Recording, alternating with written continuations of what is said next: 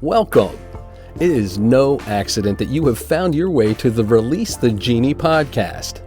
What would you do with 3 wishes? And what if you discovered that you are in fact that very genie that could grant them? Well, join us now as we discover who our next genie is as we listen in and learn the stories of triumph, inspiration, and passion with some very special guests. And now, without further delay, your host of the Release the Genie podcast, Mr. Paul Rogers.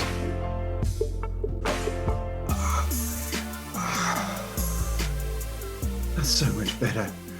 So good morning, good afternoon, good evening from wherever you're tuning in from.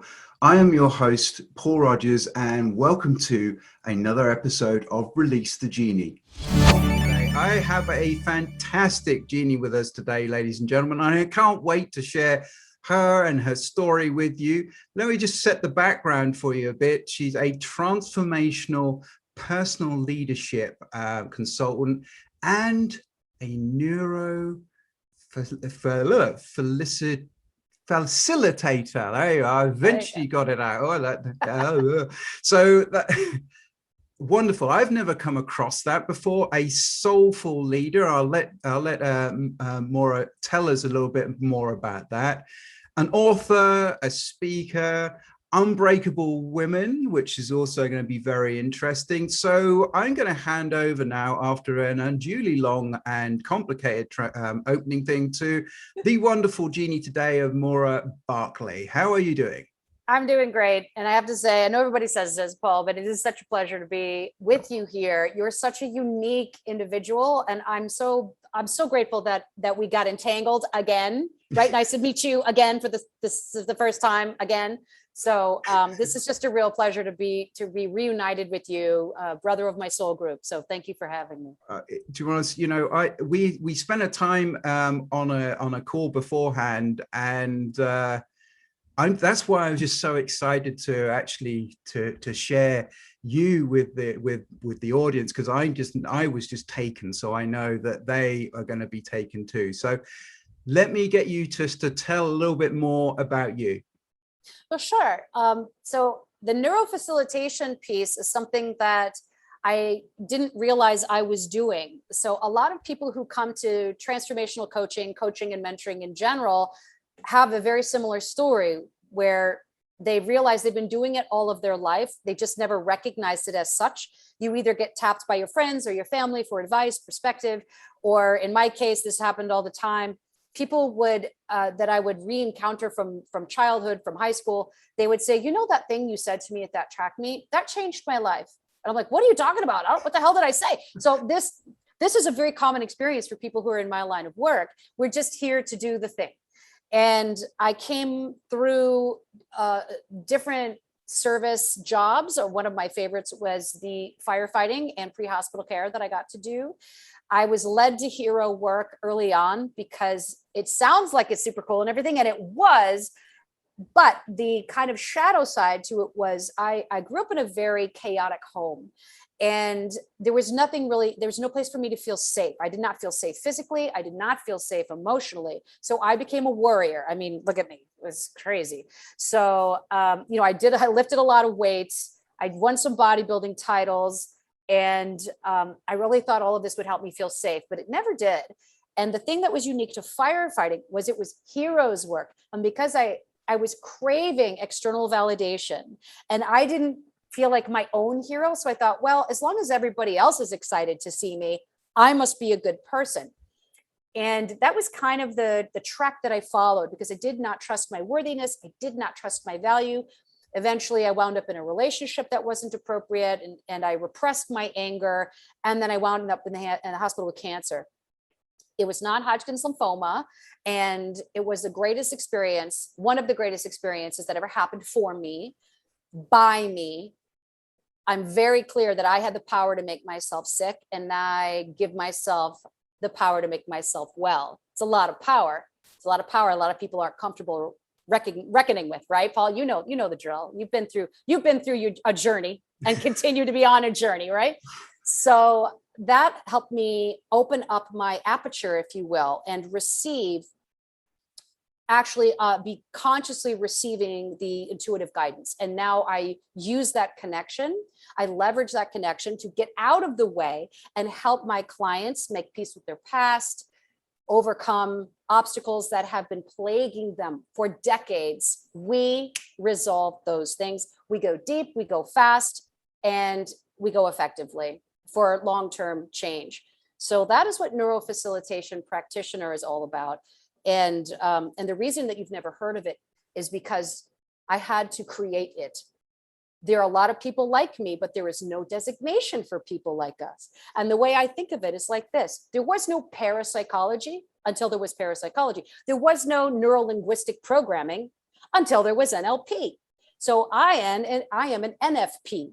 And, you know, God willing, I will create an educational system where I can help certified people who are doing this, but they don't have a process, a reliable process to harness intuitive influence, get out of the way of it, and offer this intuitive reflection that literally creates transformation in people almost overnight. For people who are really ready, it can literally happen in 60 minutes. I've had it happen in 20. Wow. I mean,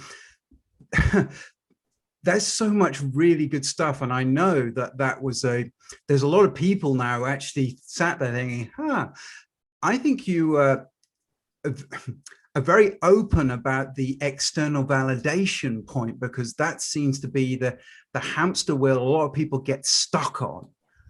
I admire your candid attitude to that. It's just using that as part of the journey rather than anything else.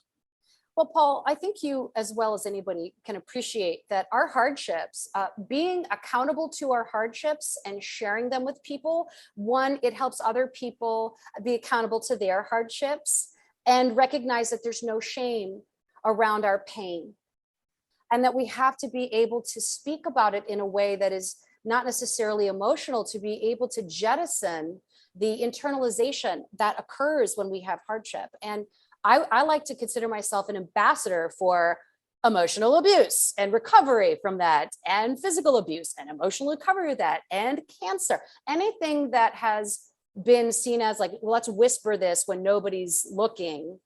I want to come out with a voice full of love and appreciation for the higher perspective of our existence, which is things happen and we have an opportunity to respond in a way that supports us and those around us, and recognize that there's room for everybody, even people who betray us, people who abuse us. They're doing the best that they can with where they are in the moment. And I think that's true for even people who make terrible, terrible choices, is because inside they feel terrible and they're just acting out what's inside of them. So knowing that and having walked that path, I help people recall what's inside of them, right? The interference that's between them and their true love for themselves, their true appreciation and acceptance of themselves. It's always in there. Yeah. There's just the interference, like hardships interfere with our ability to feel our own light.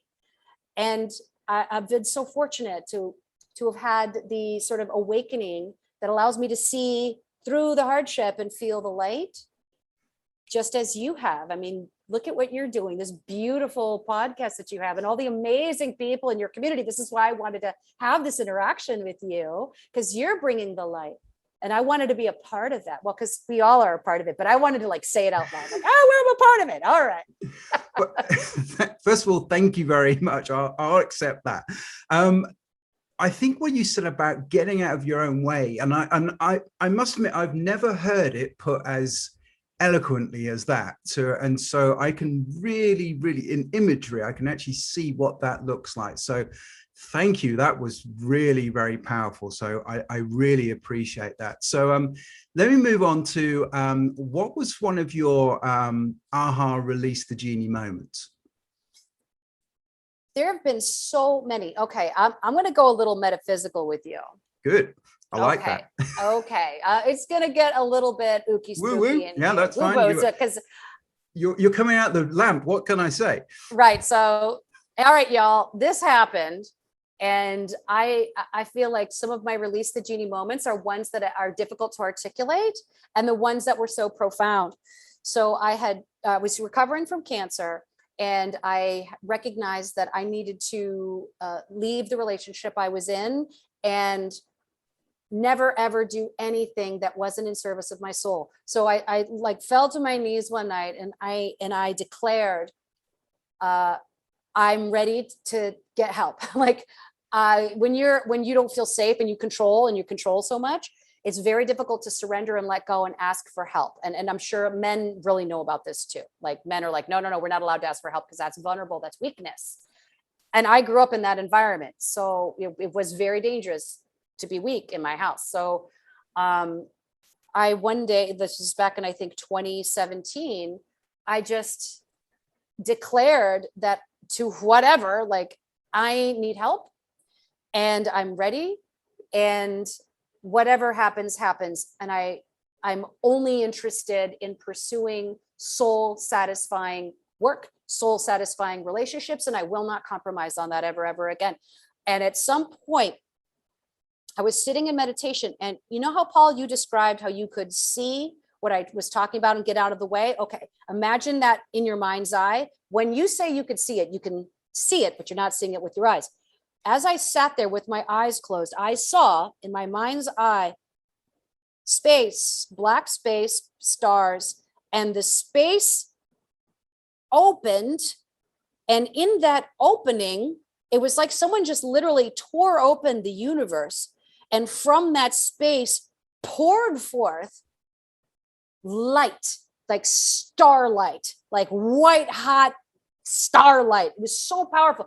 And as that happened, I received it, and it was a reunion. That's the only way I can describe it. It was the most profound reunion I have ever felt. And the wave of relief and love that came to me was so powerful that, have you ever had one of those cries where you're like, your whole body is, right, like convulsing?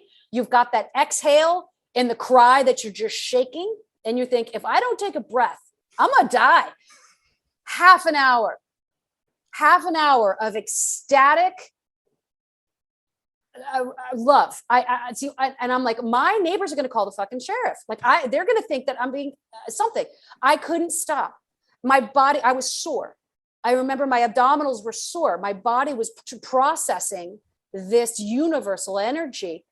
And it was like, it was the introduction to the guidance that I now tap to help people and to help myself, because we're all the same. Helping me is helping people is helping me. It's all the same. And I came into that knowledge. I channeled that energy through my tissues, through my human body. And it caused, I call it, it was like getting knocked down by a tsunami of universal consciousness and love. Wow. And I could not get up for half an hour. It was just like wave after wave after wave, and everything changed. And I got access to a power that I had never, ever conceived of before. And it created a frequency and a vibration in my being that sometimes when people are in my presence, they just open. And it's so amazing. And I'm just like, how is this? And it's not me. It's just, as I said, I just get out of the way and let that power, it's not mine to have. And I don't claim to understand it. It's mine to embody so that I can offer it. So we can offer it to others.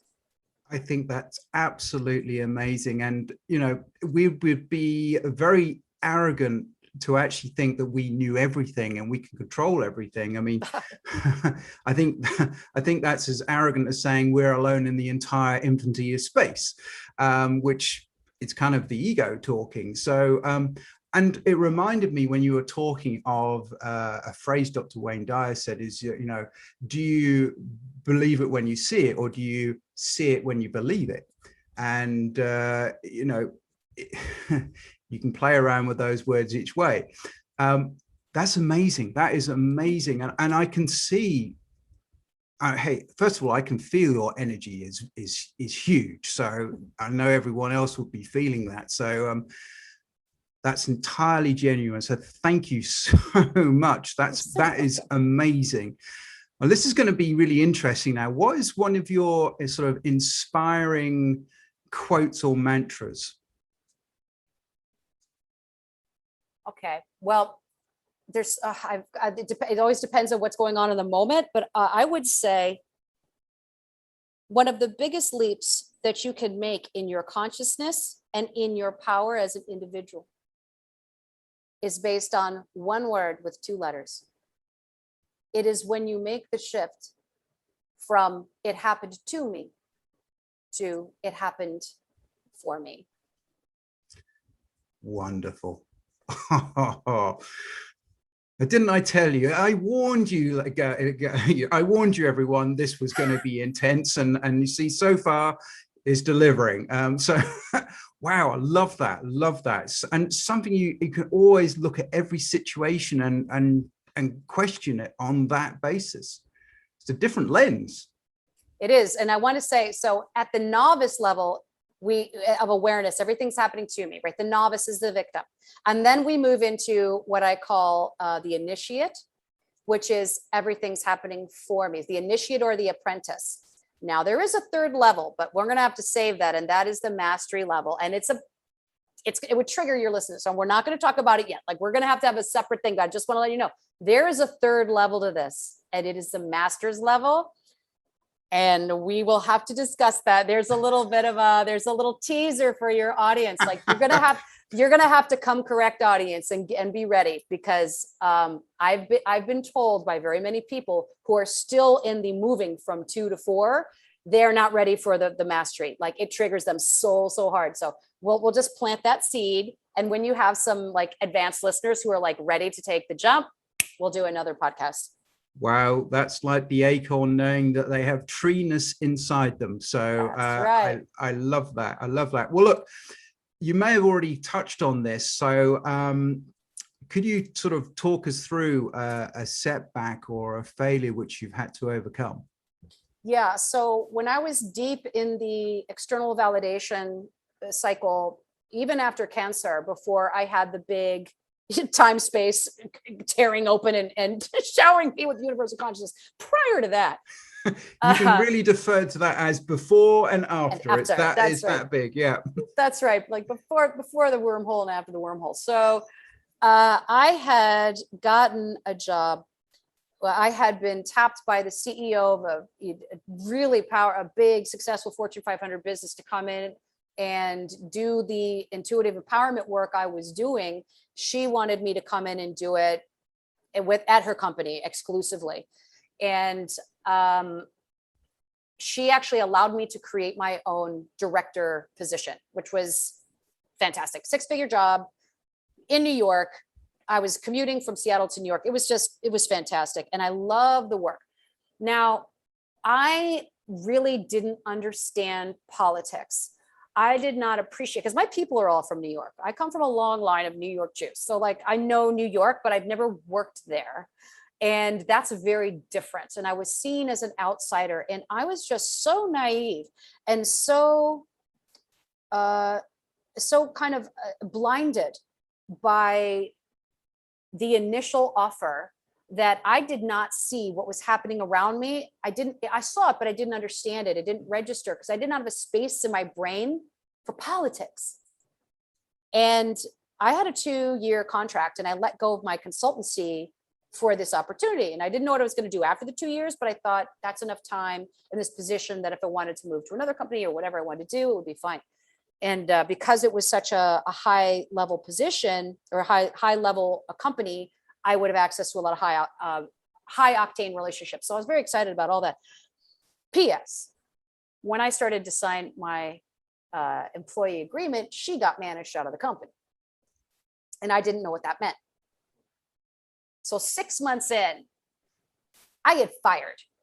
I get fired completely out of nowhere. Just like, I mean, as far as I'm concerned, it was out of nowhere. They were not ready for my ideas. They did not want to hear what I had to say. And I had no idea that I needed to tamp it down. Like I came from like, you hired me as a thought leader. I'm not going to regurgitate shit you already know. This is what you hired me for. So I came in with my big bam boom thought leader business. And they were like, that's scary. Like literally the person who was in charge said to me, well, that sounds dangerous and scary. And I'm like, but that's why I'm confused. Like it was such a culture clash. So yeah, I was just like, I got dropped to my knees. So I just did not understand how to be in that space. And I think it's because I didn't belong in that space, but I didn't know that. I really thought I belonged and I thought I was something special. And I thought I was like doing great. And I was not. I was just, let me tell you, Paul, it was like such a face plant. And they're just like, oh no, you are so out of here. And I'm like, what? But like no warning. I mean, I didn't get it. It's the punch you never see. Muhammad Ali, you know, watch the birdie, and whew, that's a very hard one to actually, first of all, just to handle. And I can see now on your journey where it played its part. And now you're able to talk about it, but at the time that's a very difficult one. It was. And so it left me at the age of 49, unemployed and unemployable, because I'm a, you know, a square peg in a round hole, or however you want to say it. And I'm you like, wouldn't have it any other way. Well, no, because now I know, but I didn't know at the time. I didn't have the confidence because I was still seeking external validation. I didn't know what to do, where to go, how to be. I didn't know how to be anymore. And I didn't know what I was going to do with my life. With all the skills I had, I just didn't know how to put it together, because I'd always been a consultant, but I'd never done coaching, and like not one-on-one where I go out and hustle the one-on-one business. I'd always done one-on-one coaching within the consulting gigs that I got. So I was at a loss. I didn't know how to do it. And I also had just the little like tender little sprouts of romance had started with a young man that I had met online a couple years after the divorce.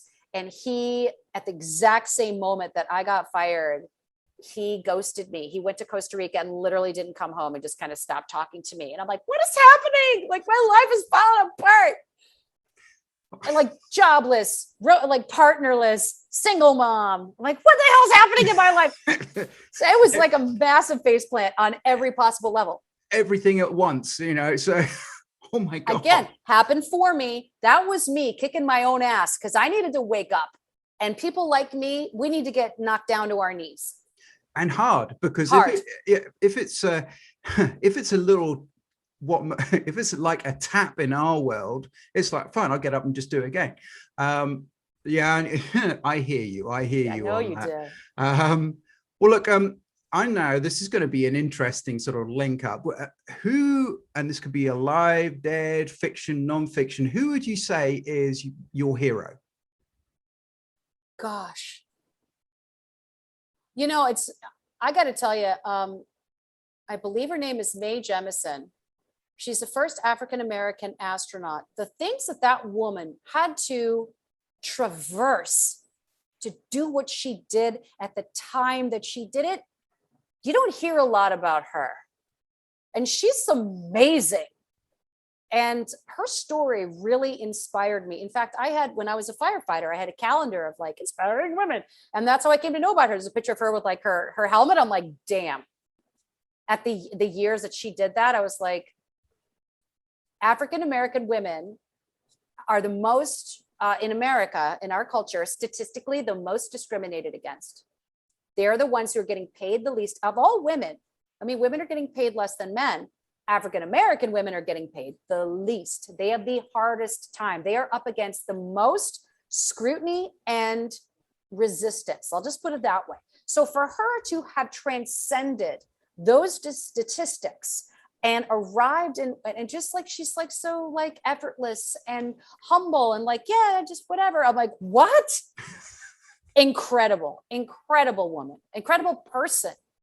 I was very inspired by her. Is that what sort of inspired the name of Unbreakable Women? Was that where that came from? Unbreakable Woman wasn't inspired by a person necessarily. It was inspired by the resiliency needed. I think actually Bamboo inspired Unbreakable Woman, because I've seen Bamboo do a lot of this, but not break. So for those listening and not watching, bending over. Yeah. Very flexible. Going with the wind rather than resisting it. Yeah. Yes. And so I was like, that is it's like a keto. Yeah. That's what inspired Unbreakable Woman. Yes. Love it. Well, look, oh yes, finally, what's your favorite song? It depends on where I am in my life right now. My favorite song is Christopher Cross. Oh my God, I can't think of the title. I'm not far down to paradise. At least it's not for me. And if the wind sail away, we can find a way to run. All the cannons can do miracles. Come on, you know the song. All right, I'm too busy. I'm too busy watching and listening to you.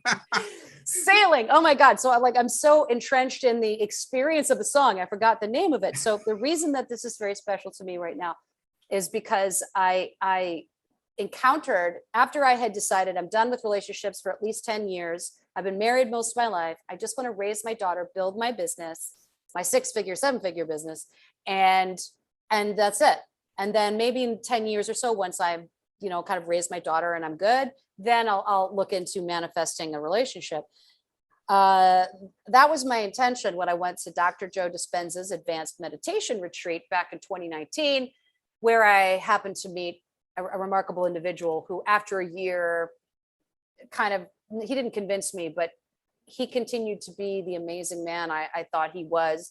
And I accepted him into my life, and he is now my love. And he has a tendency to wake me up with that song and stroking my hair, light touching my arm. I'm like, it's magic. Oh my God. I've never been nurtured or cared for by another human being that way. And so now that song has become the equivalent of the experience of being gently woken up with a soft touch. And he sings it to me. I'm like, do you know what? I already love and hate him at the same time, because he's just moved the bar of what the rest of us have to do high. So I think you're lovely, but at the same time, I hate you, because that means that we really have to lift our game. Thank you for that. Yeah, absolutely. And we'll be cooking, and then that song will come on, and whatever's going on stops, and he starts dancing with me, and he sings it to me, and I'm just like, oh, I love it. It means love, and it means being nurtured. And I've got to stop you right now, because and hopefully my wife's not listening to this, but guys, if you're listening to this, please go ahead and do all of what Maura's just said. And let's move on. Okay. Oh my all right. God. Well, and I call him the Love Ninja, because he started a martial arts studio with his brother. It's a very rare martial art from Indonesia that no one's ever heard of, called Merpati Putih. It is just he could kill me with a napkin if he wanted to, but instead he chooses to sing gently, to softly to me and touch me gently. So that's what makes it so powerful, is that he is a badass mofo. And he softens for me. And that choice, because we all know that men are you can bring it if you need to, but it's the choice to be nurturing that makes it so powerful. So you can also give that to your male. Well, listeners.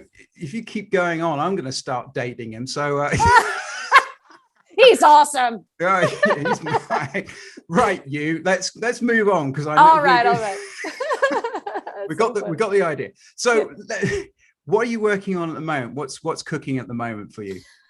So a couple of things. I just created an evergreen experience. Evergreen meaning that's the word of it. Evergreen meaning they get access to me, but it's limited because they don't need it. It's a program for transformational coaches. Everyone I talk to is not charging what they're worth. They are not valuing their service.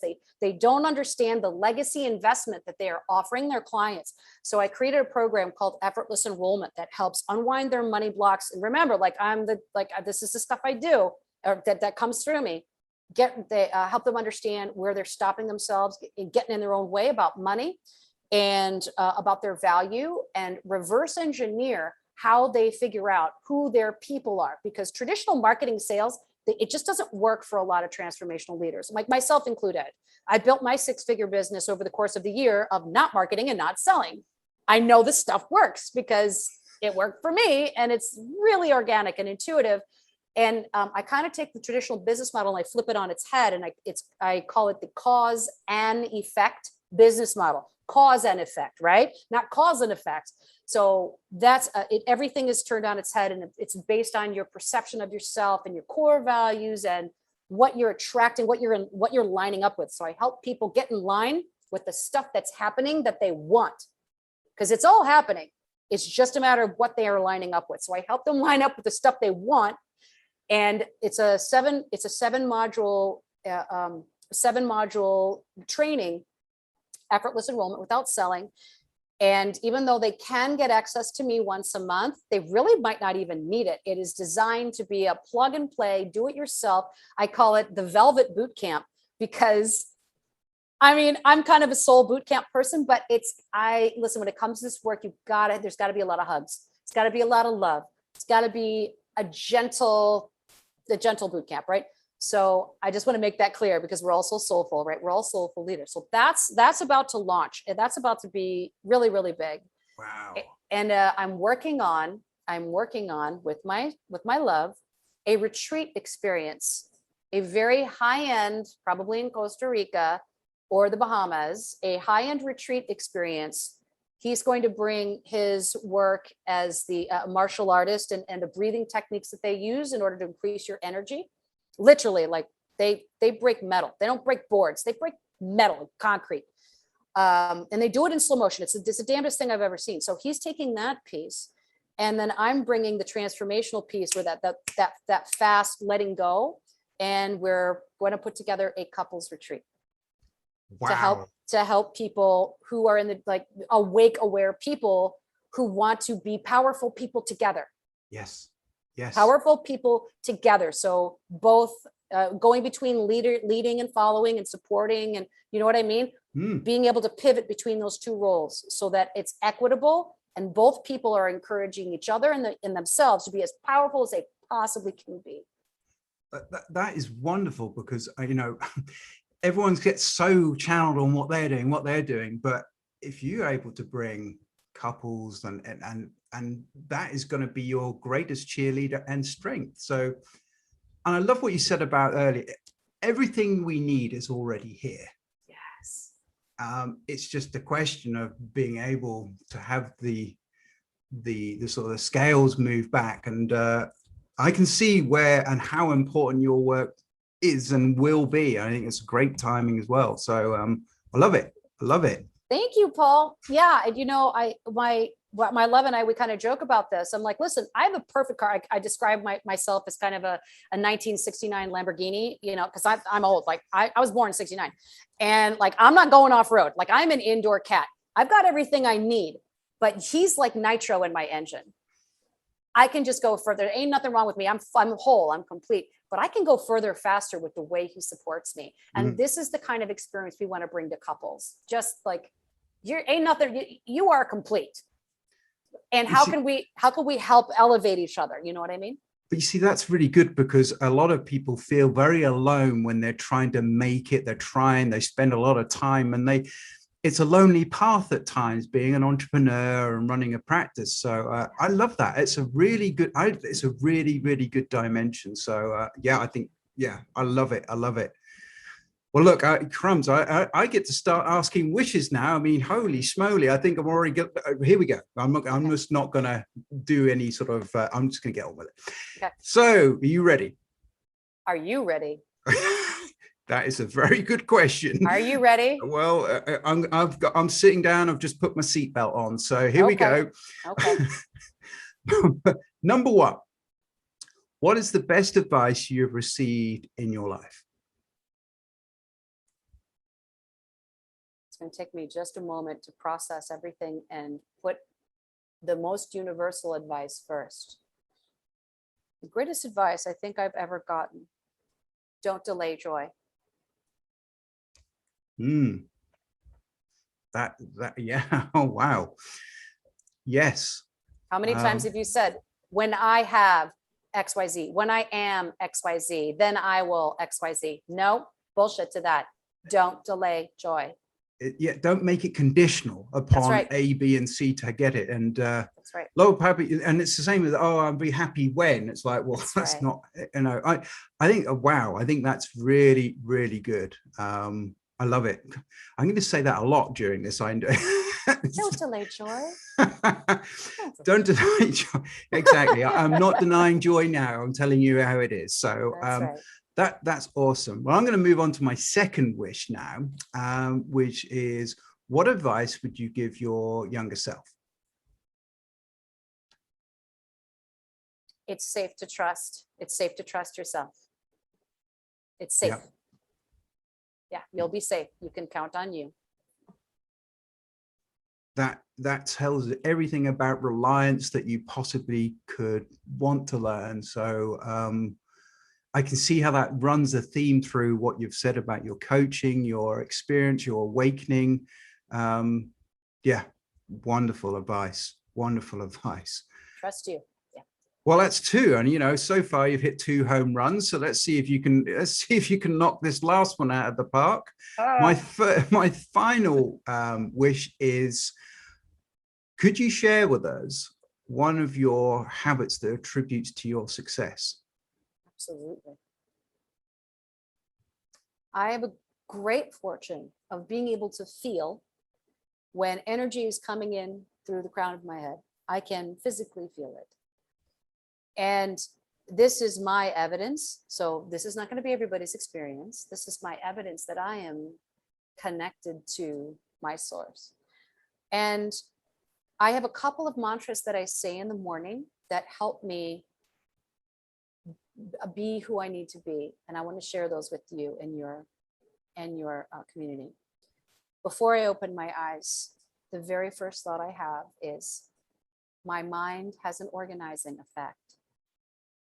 So I'm acknowledging the fact that this is a mental universe and I'm organizing it. I recognize it and I say it to myself so I don't forget. My mind has an organizing effect. I need to be mindful of what I'm thinking and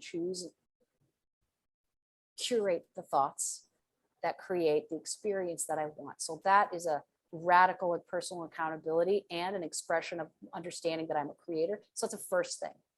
And the second thing that I do, I sit quietly in the morning and I meditate. You can choose whatever you want, whatever meditation you want.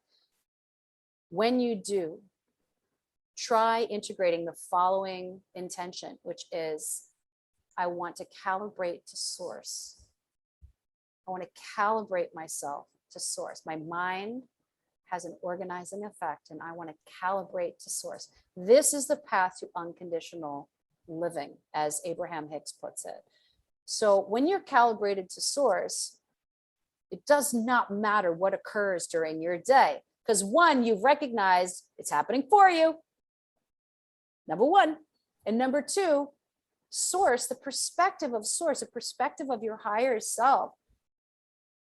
You are not going to be impacted negatively by this contrast. You're going to see it for what it is. Oh, what's this about? That's the car crash. Oh, what's this about? Am I okay? Okay. So I'm in pain. I've got these things going on. Okay. Oh, what's this about? All right. And not taking it personally. You can still feel pain in your body and have the emotional response of that, but you never take anything personally. The ego is not part of the source calibration. I love that. I mean, on so many different levels, that is just phenomenally good advice. And acknowledging and giving the floor to a higher self, not just saying, oh, it's there, but actually putting it front and center. And recognizing that it doesn't matter, because actually whatever happens, it's not on that level. And I think that's it's where people tend to get caught up on is the detail, the dragged around by their emotions and reactions. I think that's wonderful. I really do. That's really, really good advice. Hang on a minute. I'm just going to watch the ball. Yeah, the ball has left the building. That's your that's your third and final run. Yeah, exactly. And there'll be some poor kid in the street 2 over picking it up, going, "Where did this come from?" So you're very kind. You're very generous. I appreciate that.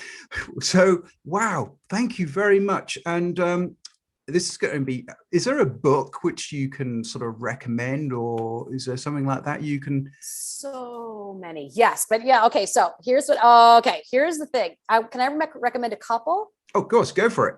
Okay. So for those of you who struggle going from 2 to 4, so going from this is happening to me, or this is happening for me. If you're struggling with that, if you're moving from novice to initiate, you must read the book Dying to Be Me by Anita Moorjani. It will help you understand the nature of your existence. She does it so beautifully through her near-death experience. So that is a starting place. All right. And then once you have come to terms with that book and you're right, okay, you know what I'm talking about. It is amazing. She's amazing. Okay. Once you have metabolized that book through your body and through your experience, I highly recommend Letting Go by Dr. David Hawkins. There's 2 books by him, but I think Letting Go is the first place to start. They are, and yeah, I have seen Anita Moorjani and she is an incredible woman, and only one of, I think, the documented complete recoveries from that.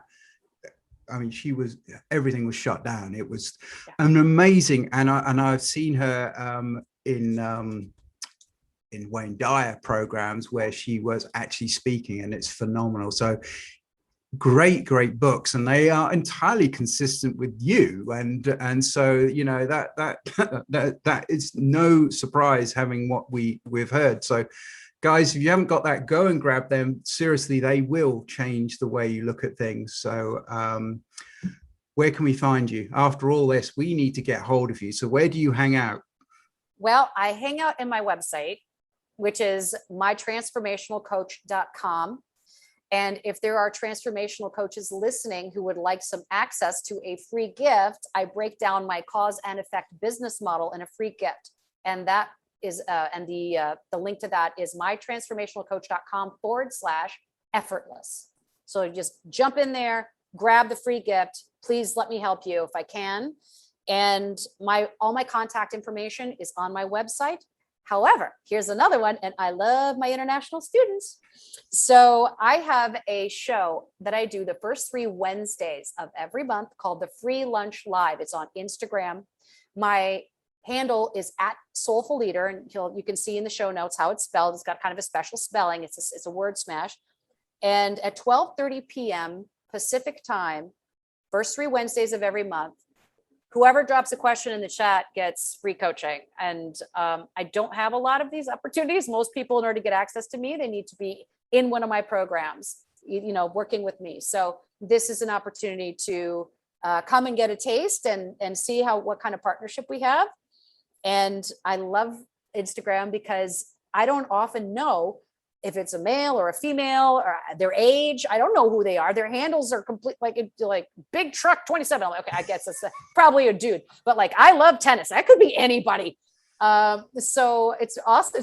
It's like for me running stairs as a coach, because I have to just solely rely on the feeling, the vibe of them. So please come and see me on my Instagram show. The free lunch is real. It's first 3 Wednesdays. I would love to see you. And those are the main places. I'm on LinkedIn, Maura Barclay. I'm on YouTube. I'm a content machine.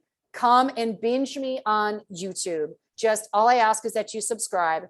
And if you are a leader, I'm about to launch my podcast, the Soulful Leader Podcast, Actionable Tools for Conscious Leadership. And it's a combination of my resiliency tools and tools from people that I interview. So wow. I hope you'll all subscribe to that as well. Just the genius just keeps coming. It's not me. And that's why I feel totally comfortable saying that. It ain't me. Like, please direct all praise to source. It is not me. So if you want access to this channel, come subscribe to my channels. You are an instrument of the source, and that's so, you know, acts of service, that's where you find your own fulfillment. So I think that's wonderful. Well, look, I'm going to try to sum up the 3 home run hitter. Very simple in that this lady has found her awakening, and rather than just hiding it under a bush, wants to share it with everyone else. There's 3 levels. And if you want to find out the 3rd level of 2 to 4, which is a super teaser on that, then please get in touch. Have a look at this new program, because that just sounds wonderful as well. So thank you so much for coming and sharing your experiences and your energy and passion with us. We are all very grateful, and I know that my fellow Genie audience will want to show you the love on this. So thank you for letting us know where you are. Thank you so much. I really appreciate you trusting me with your audience, with your community. It is my distinct privilege to have the opportunity to share my story. So I really appreciate it. Thank you so much. You are most welcome, and everyone, if that's moved you and inspired you in equal measure, you know now where to find more. There is no excuse. And we will see you on the next show for another fantastic Genie. Thank you for watching, and go ahead and release your Genie. Well, that's a wrap. You have been listening to yet another episode of the Release the Genie podcast with host Paul Rogers. Be sure to follow Paul on the LinkedIn platform and learn more of Paul's resources at www.takeactionacademy.ca. And until next time, as always, be mindful and be sure to release your Genie. Thanks for listening.